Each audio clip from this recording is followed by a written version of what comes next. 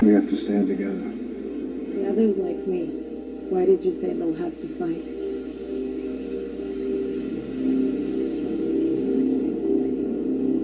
Just a feeling.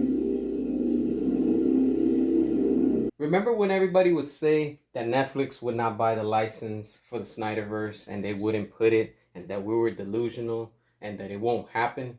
And then now what? December's coming around the corner and we're finally getting the DCEU over at Netflix. What's going on, everybody? Make sure to hit the like, hit the subscribe, turn the notification, all that good stuff, all right? Look, check this out. I have a feeling, I'm pretty sure it's more than 75% that Netflix is going to be restoring the Snyderverse. And why do I say that? Here's my theory, all right? Why are they putting the DCEU content on there?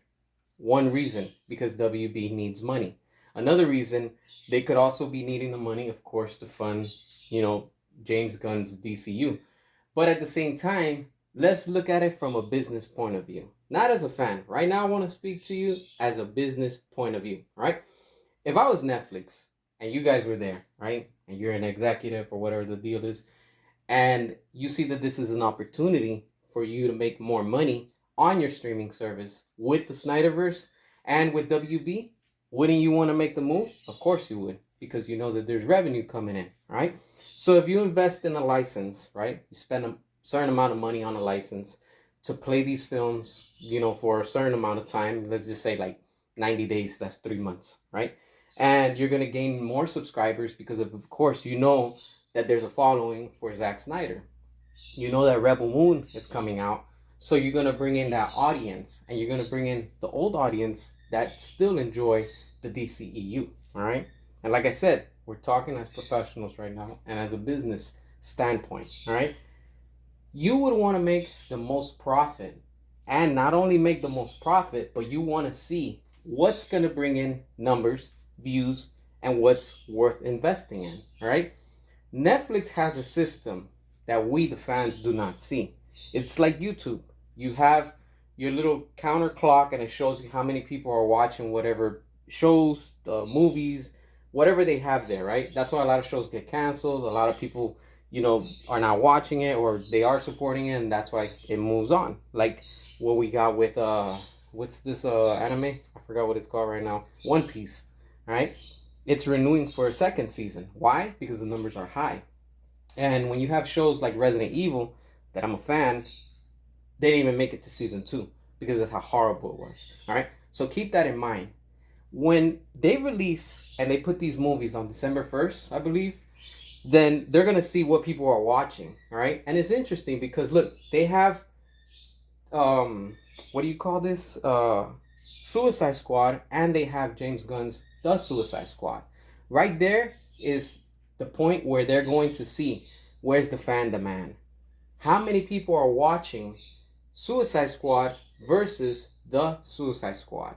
Why do I say that? Because from a business standpoint, they are going to be coming up and seeing these numbers. There's no way to hide it now. So when the numbers are revealed and Netflix actually announces it and says it, because I'm sure they're going to announce it because we, the fans, are going to support it. Now I'm speaking as a fan. We're going to watch what we truly like and we truly enjoy. Batman versus Superman, Wonder Woman, Suicide Squad. That's what we're going to be watching. When they start seeing that Justice League numbers are low, the Suicide Squad numbers are low, Birds of Prey are low, Shazam, all these movies, they're like not really from Zack Snyder, they're going to see, wow, okay, this is where the fan base is at. All right. So they're going to want to invest more in it.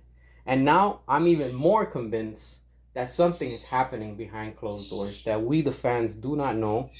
And like everything, they're doing their demographics. They're seeing, okay, they're going to allow James Gunn to move forward and do his DCU. Okay, that's fine.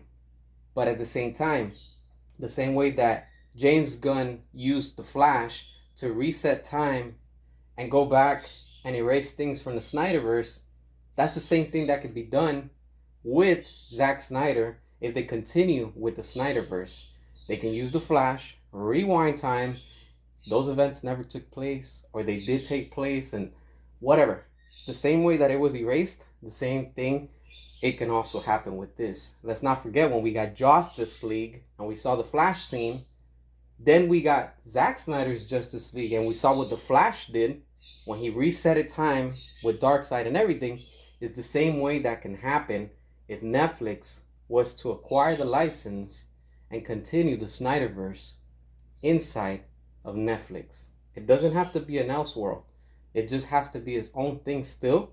But those events never happened because let's not forget, in the Suicide Squad, James Gunn killed off Captain Boomerang and he tried to completely erase everything that was already established with David Ayer and those characters. But then he's picking and choosing who he wants. So when you look at it from a business standpoint, it would make sense and it would be very obvious that Netflix is probably interested in investing more, but they're waiting to see what the fan demand is and it's going to be once they release it on their streaming service. And that's where we, the fans, come into play.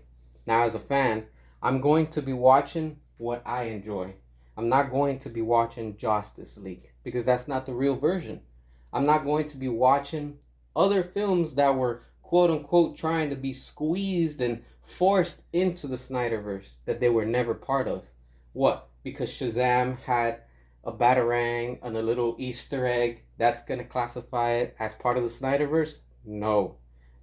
Easter eggs don't classify and they don't work as a main connected source. So get that out of your mind. It never has and it never will. You have so many movies, video games that have those Easter eggs, but in the end, that's nothing. It doesn't mean anything, right?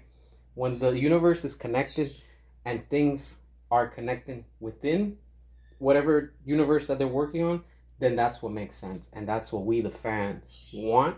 And we're going to keep on fighting for. All right? Like I said, once they put it on Netflix, we are going to show them what we like, what we want, and what we're fighting for. All right? We're fighting for the Snyderverse and the Ayer cut. We will not stop. Like I said, get ready. Because once it goes up on Netflix, ready the Armada, because we're going to do it the old ways. We are not stopping at nothing. Alright? Restore the Snyderverse, release the Ayer cut. Drop your comments, hit the subscribe, and until next time.